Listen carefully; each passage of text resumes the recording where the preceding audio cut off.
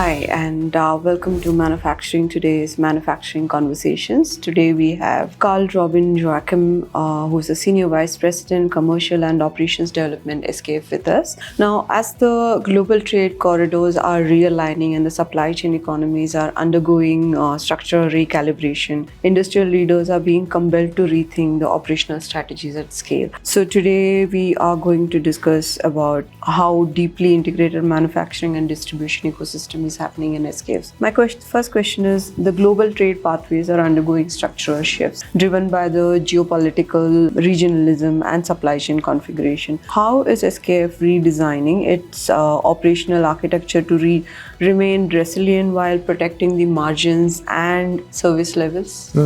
Well, you're right. It's been quite a shift over the last 5 to 7 years, I would say, starting with the pandemic, followed by the war and other supply chain disruptions, and then, most recently the tariffs and so forth and so on. So it's been a shifting landscape. And, for us, what that's meant is that since 2022, we are pursuing, at the structural level, we're pursuing what we call a region for region strategy, meaning that we are shifting away from global supply chains towards regional supply chains, including manufacturing then. So for all of our regions, it means that we are shifting capacity and supply away from primarily Europe into all other parts of the world. And especially in India, the shift has been substantial, where we have moved from a low degree of localization and regionalization to today a relatively high degree of localization, and we are continuing on that investment journey to take it even further. So that's really what I would call the structural de-risking. But it's not just the de-risking, it's also for us a fundamental belief that you serve customers and markets better by being close to them. Okay. So it's also part of becoming more competitive and more flexible and more agile, which is increasingly becoming maybe the key competitive element in all of our industrial markets.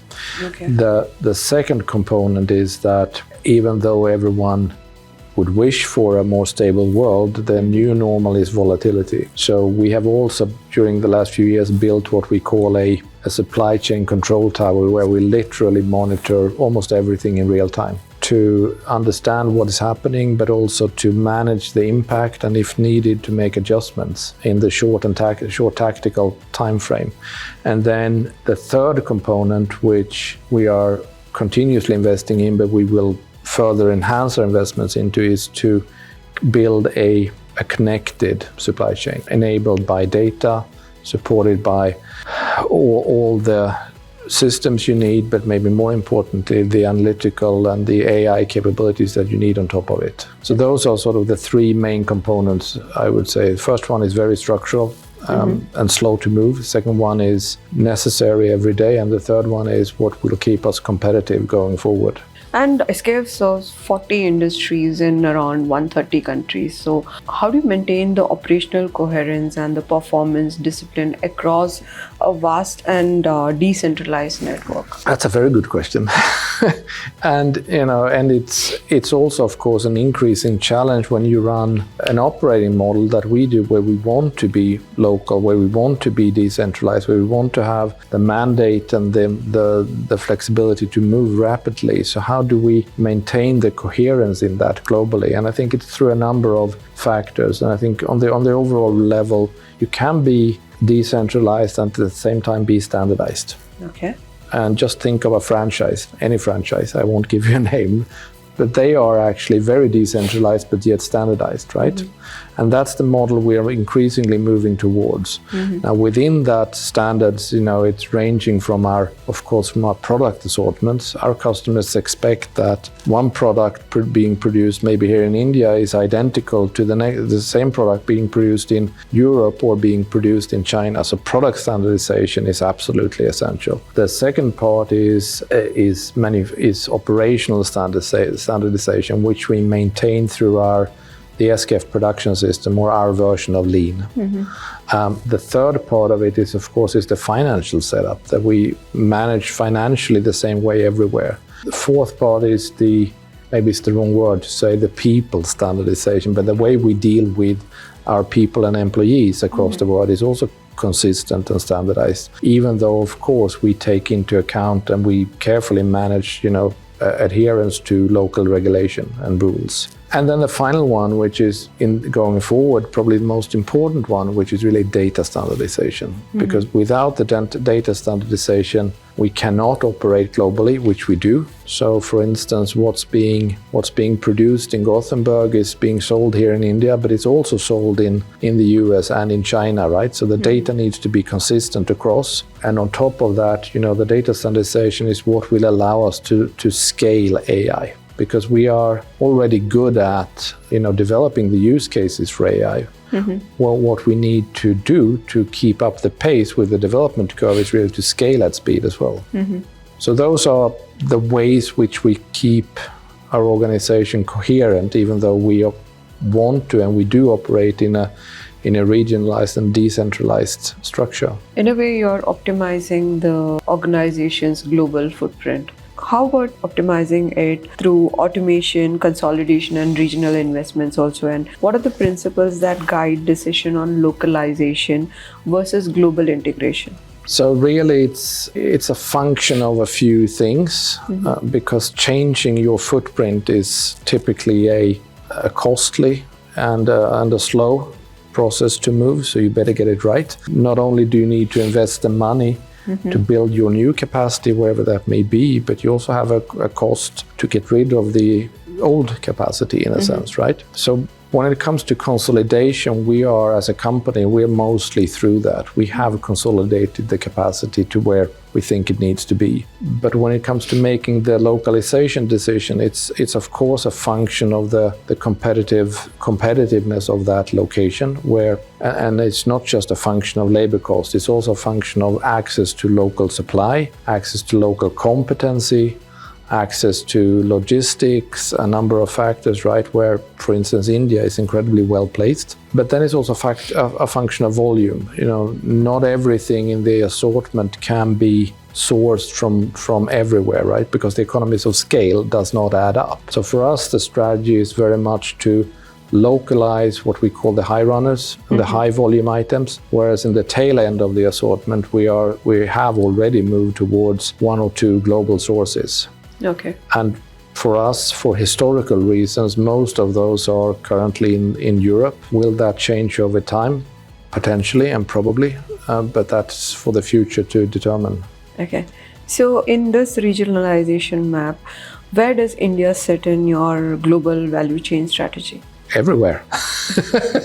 Yeah, but literally, I mean, it's part of the region for region, right? We want to have a regionalized value chain that covers it all, from end to end, from customer to supply, including development, and we have it all already here in India, right? We have a strong sales presence, we have a strong engineering presence, we have a strong logistics presence, we have a strong manufacturing presence, we have a strong supplier presence, and we have a very strong.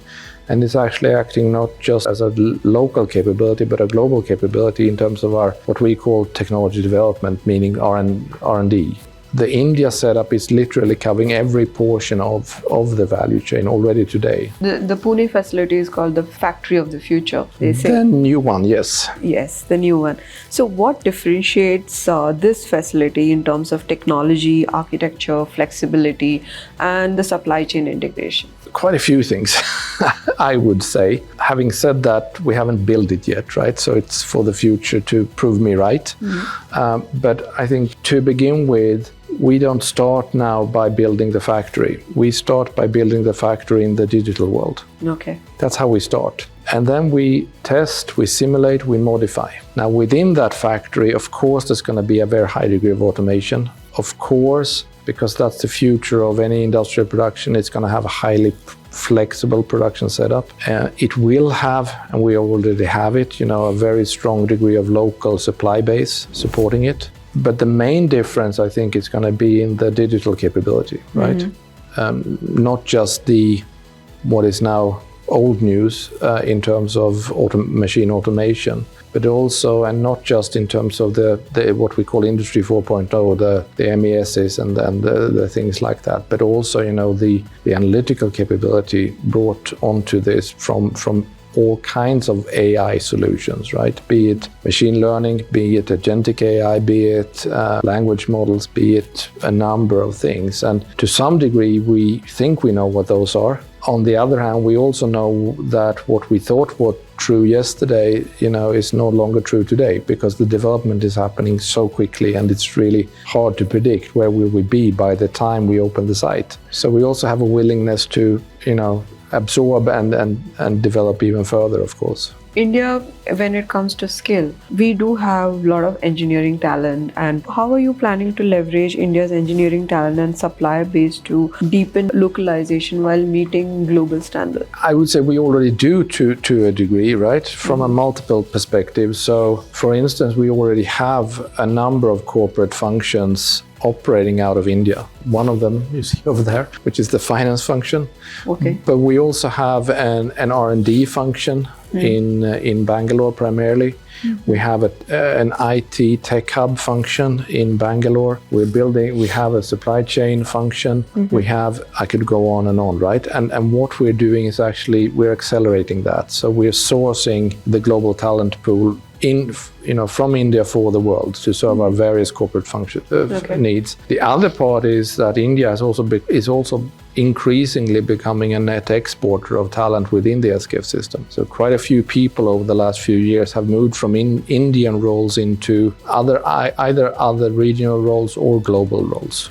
As an example, Manish, who used to have the job of president for India, Southeast Asia, is now running Americas for us. You also mentioned about the lean systems, you integrating lean systems into with digital manufacturing platforms to avoid technology silos. How are you doing this integration, and how are you ensuring enterprise-wide optimization? That's a very good question. Our production system of today is very much focused on the factory and the factory operation. And especially here in India and also in some other places in Asia, we're doing it really well. What we are, as we speak, in the process of doing is to create our next generation of our production system, our generation 3. And the whole purpose of that next generation production system is to cover the entire supply chain, not just the factory. So in essence, our lean system, our production system needs to move outside the factory walls to create an fully integrated supply chain or value chain, because that's how we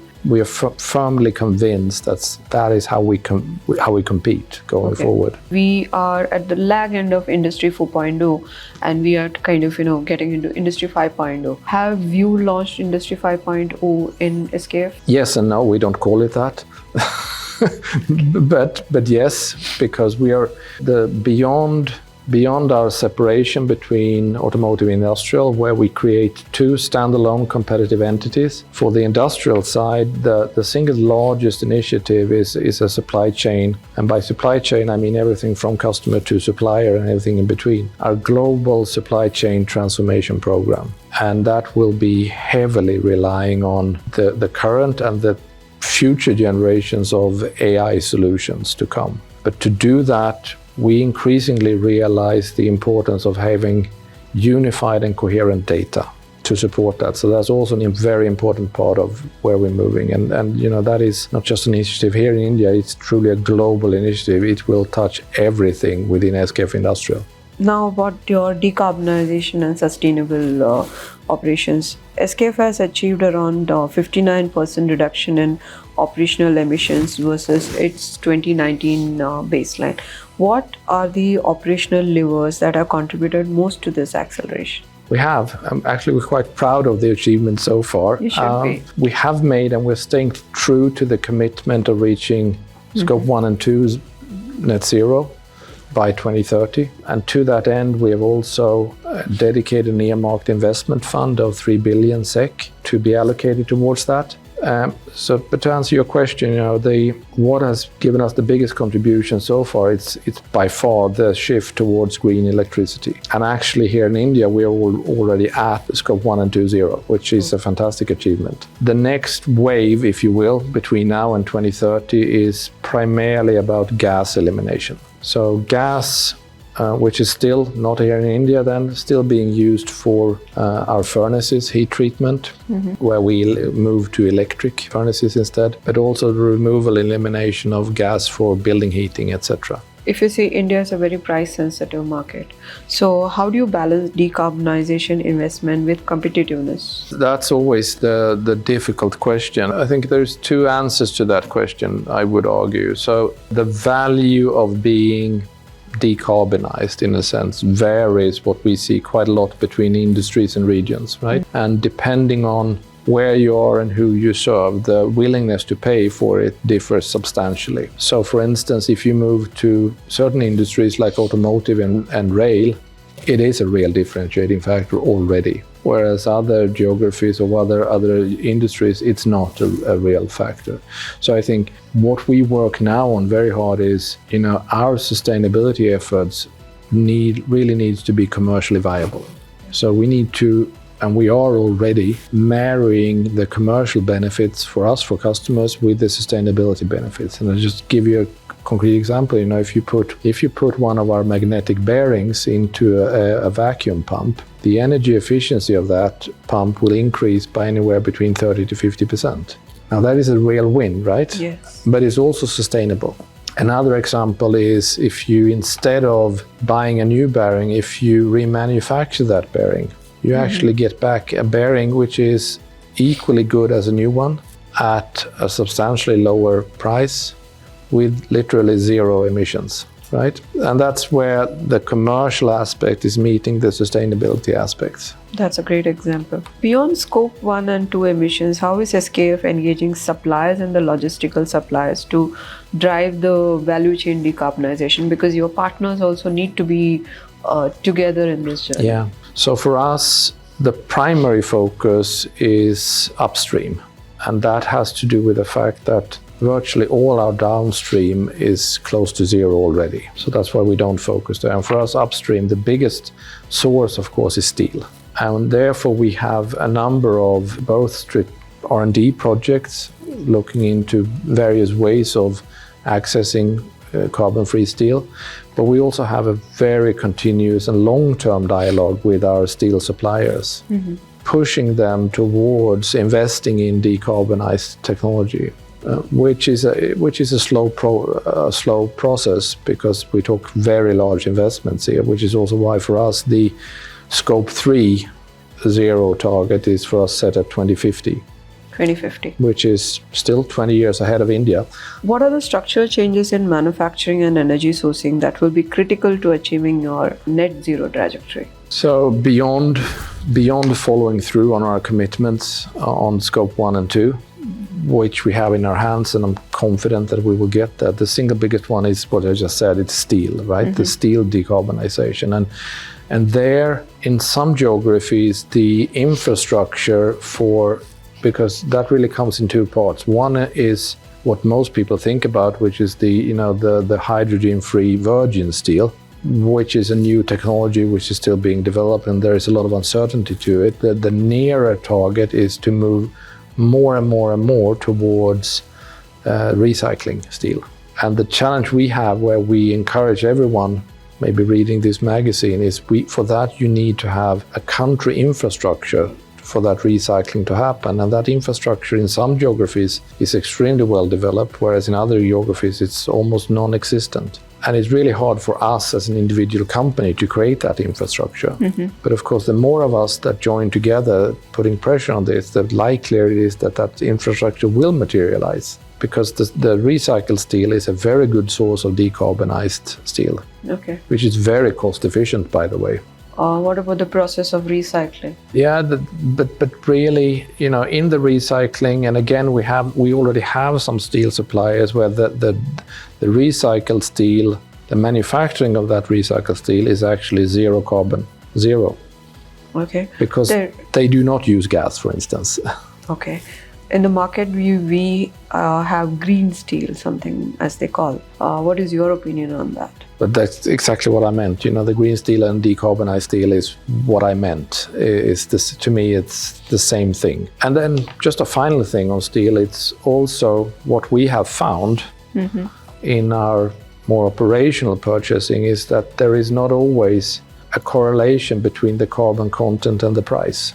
Okay. So of course, because we know this, we always give preference to the lower carbon steel to the higher carbon steel. And if we can get the same steel at the same price point, and sometimes even at the lower price point, that's always our preference.